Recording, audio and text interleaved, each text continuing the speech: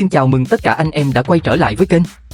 Khi Antonio Conte tiếp quản ghế nóng tại Tottenham từ tay Pochettino, thành tích của đội bóng đã có sự thay đổi rõ rệt. Dưới thời Pochettino, Spurs thi đấu khá thất thường, chỉ xếp thứ 9 tại Premier League và đạt trung bình 1.5 điểm mỗi trận. Nhưng kể từ khi con đến, đặc biệt là ở Premier League, mọi thứ đã khác. Spurs của con đạt trung bình tới ngày 2 tháng 1 điểm mỗi trận, đủ để họ leo lên vị trí thứ 4 trong giai đoạn đó. Dù đội bóng của con có thể không phải là tập thể trình diễn thứ bóng đá hoa nhất, nhưng ông ấy đã nâng số bàn thắng trung bình mỗi trận từ 0.9 lên 1.7, gần như gấp đôi.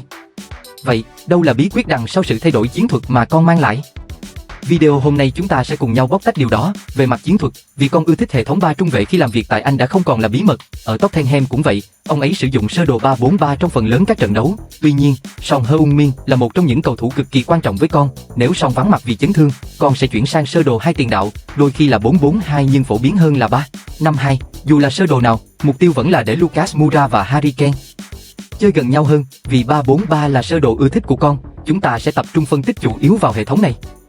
Đầu tiên, hãy cùng xem giai đoạn tổ chức tấn công của đội bóng. Dù con không phải là huấn luyện viên quá cứng nhắc về vị trí cố định, nhưng ông vẫn có xu hướng tổ chức tấn công bằng những đường chuyền ngắn khi không bị đối phương gây áp lực lớn. Trong những tình huống này, các wingback, hậu vệ cánh biên, có thể lùi sâu để tạo ra lựa chọn chuyền bóng đơn giản hoặc dâng cao hơn, bởi vì các tiền đạo cánh thường có xu hướng bó vào trung lộ, chiếm lĩnh không gian giữa các tuyến. Nếu đối thủ theo sát các tiền đạo cánh ở không gian giữa sân, trung vệ có thể thực hiện đường chuyền dài vượt tuyến để tìm đến wingback đã dâng cao phía trên.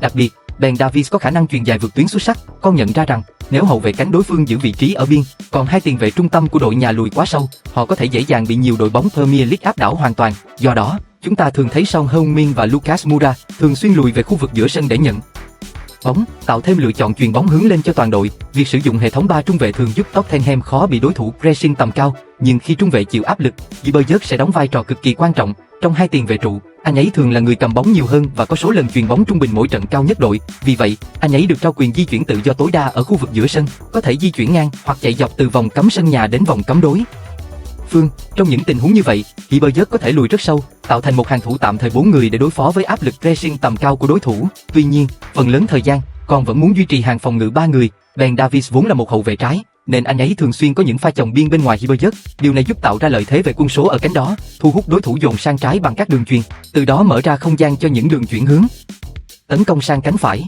Lúc này, thông qua những pha phối hợp giữa Lucas Moura và wingback phải, Spurs có thể tạo ra mối đe dọa. Thỉnh thoảng, hậu vệ phải cũng sẽ dâng cao tham gia tấn công vào đúng thời điểm.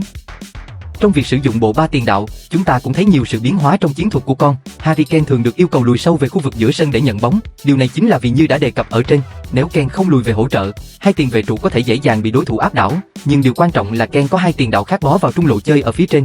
Điều này khiến trung vệ đối phương khó theo kèm Kane, bởi vì một khi trung vệ dâng lên theo sát, sẽ mở ra không gian tấn công cho hai tiền đạo còn lại. Đồng thời, việc hai tiền đạo cánh bó vào trong cũng giúp họ sẵn sàng nhận bóng từ Kane và tiếp tục tấn công thẳng vào vòng cấm. Tất cả những điều này chỉ có thể thực hiện được khi các wingback kéo giãn ra biên để kiềm chế hậu vệ cánh đối phương, buộc họ không thể di chuyển vào trung lộ để hỗ trợ phòng ngự. Tuy nhiên, đôi khi con cũng muốn Kane giữ vị trí cao hơn như một tiền đạo mục tiêu. Trong tình huống này, vai trò của Son Heung-min và Lucas Moura hơi khác một chút. Lúc này, Lucas sẽ lùi về giữa sân để làm điểm nhận bóng, đồng thời Son Heung-min thường di chuyển vào trung lộ cùng với Kane. Điều này tạo không gian cho Ben Davies và rơ gướng băng lên từ biên. Tình huống này vẫn duy trì một cấu trúc tương tự như việc có hai tiền đạo, giống như khi Kane lùi sâu, giữ nguyên cấu trúc hàng tiền đạo. Do đó, việc có tới 4 hoặc 5 cầu thủ ở tuyến trên khiến đối thủ rất khó theo kèm. Nhiều đội cố gắng lùi sâu để giữ cấu trúc phòng ngự chặt chẽ. Điều này vô tình mở ra không gian tấn công ở hai biên. Lúc này, khi wingback có bóng, họ có ít nhất 2 điểm nhận bóng trong vòng cấm. Khi họ đưa bóng vào vòng cấm, rơ gướng đặc biệt giỏi trong việc di chuyển vào cột xa và tạo ra mối đe dọa như một cầu thủ tấn công từ tuyến 2 băng lên. Ở giai đoạn tấn công tầm cao, Spurs có cặp tiền vệ trụ với vị trí tương đối giữ mình, kết hợp với hàng phòng ngự 3 người. Điều này giúp Spurs thường có thể bóp chết những pha phản công của đối thủ ngay trước khi chúng kịp phát triển hoàn toàn. Nhưng khi đối thủ kiểm soát bóng ổn định hơn, đội bóng của con phòng ngự ra sao?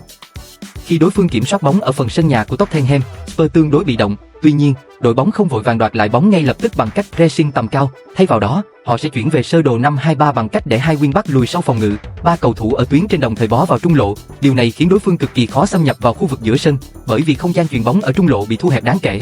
Đây là điểm rất quan trọng, bởi vì Tottenham chỉ có 2 cầu thủ ở trung tuyến.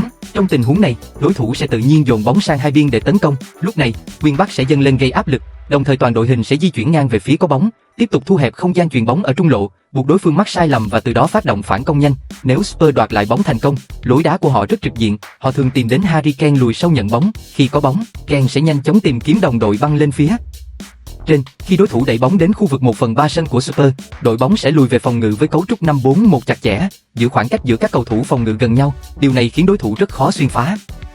Tóm lại, khi còn dẫn dắt Tottenham, dù lối chơi có thể không mang tính giải trí cao, nhưng những thay đổi mà ông mang lại đã giúp Spurs trở nên cạnh tranh hơn rất nhiều tại Premier League vào thời điểm đó.